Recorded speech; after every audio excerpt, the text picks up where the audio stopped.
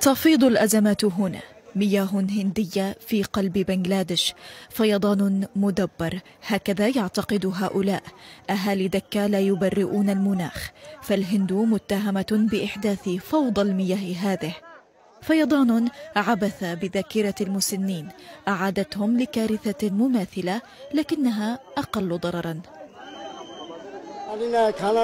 لم أشاهد بحياتي مثل هذا الفيضان، يذكرني بفيضان حصل منذ زمن طويل، لم يكن بهذا الشكل.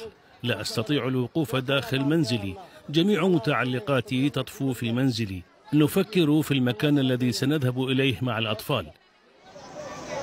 لا ترسو بنغلاديش منذ أسابيع مضت، غارقة في أزمات إثر تداعيات احتجاجات ضد الحكومة.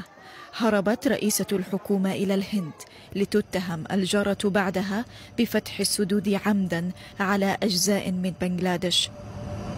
تنفي نيودلهي تورطها بكارثة حلت هنا، فمنسوب الأمطار أكثر غزارة هذا العام طبقا لقولها، أما التدفق المائي فحدث بشكل تلقائي.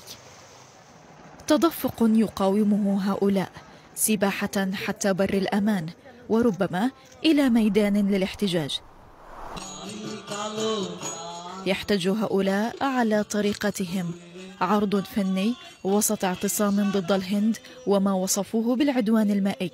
ها هو رئيس الوزراء الهندي حاضر هنا، لعل الصوت يصل. غيداء السالم، العربية.